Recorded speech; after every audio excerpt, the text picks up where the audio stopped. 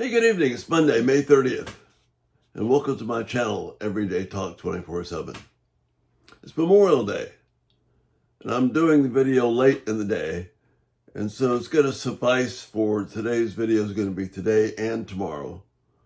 I'll be traveling a bit tomorrow, so this will work for today and tomorrow. But it's about the theme of Memorial Day. And why is it that people choose to face death, who go into battle? Even sometimes if they're drafted, they're going into battle, and they fight the fight. The thumbnail tonight is an actual photo of my dad's ship in World War II, where he was the commanding officer as they sail into battle into Leyte. This is a picture of the ship. You can see right there. It's an LST. And the LSTs were almost two football fields long. And their job was to transport men and materials right onto the front beach. So these massive ships weren't very fast, couldn't defend themselves very well, had one mission: to put men and material, troops, on the beach to fight under oftentimes enemy fire. They run up on the beach, drop down the front, unload their contents. My father and literally scores and scores of thousands like him, were willing to die because of something they believed in. And that's what we need to hang on to for Memorial Day. Are we willing to die for things that we believe in?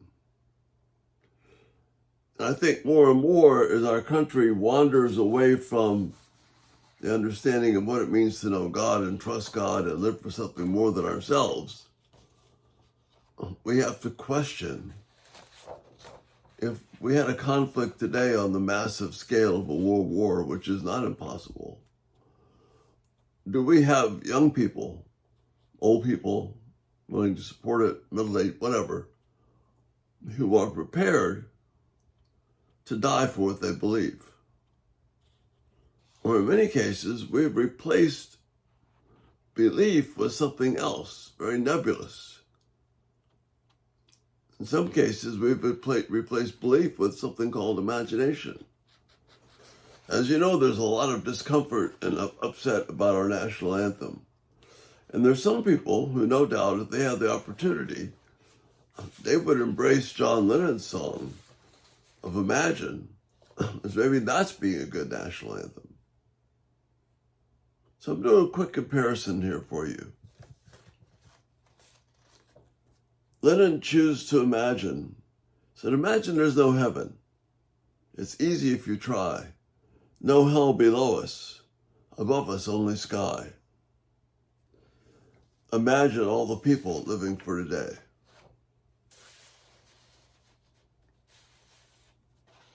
The folks in World War II, the people who serve in our police, in our law enforcement, first responders, firefighters, whatever, not all, but most believe in something more than themselves. They believe that there's a God. They believe there's right and wrong. They're not imagining anything.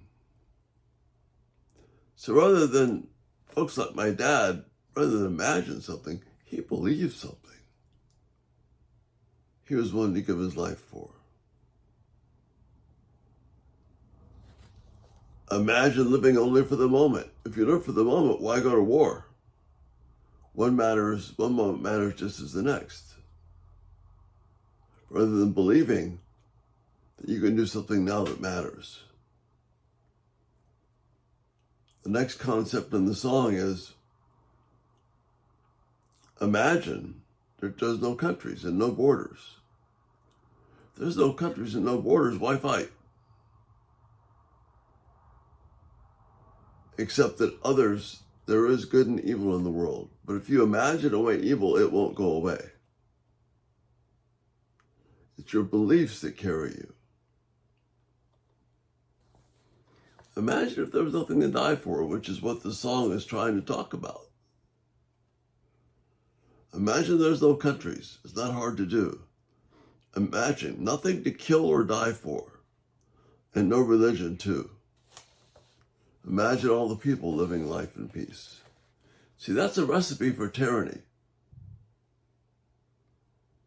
This song is far more authoritarian, totalitarian, tyrannical than those who choose to believe that there is a God and that those things actually worth living for.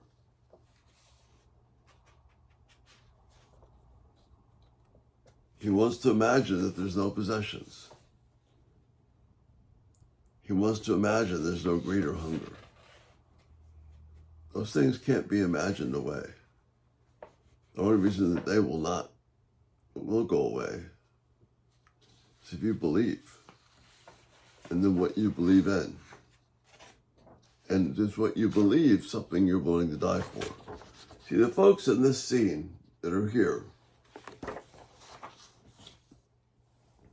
they're willing to die. We're willing to die. Didn't want to. Took every step necessary to try and protect themselves. I don't know if you can tell or not, but the ship is loaded with Marines and material who are going to go to war and fight battles once they're offloaded in the Philippines. Many of them died. But they weren't imagining, they were believing. Not everybody. Some believed in blind chance. But what drove the war was belief. What you believe is important. Jesus says, if we believe, we'll die to ourselves. Know what you believe. We live in a country that doesn't know what it believes right now.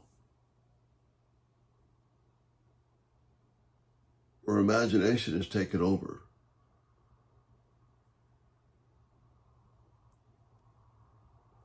The challenge of fighting for the right to kill children, the challenge of fighting for the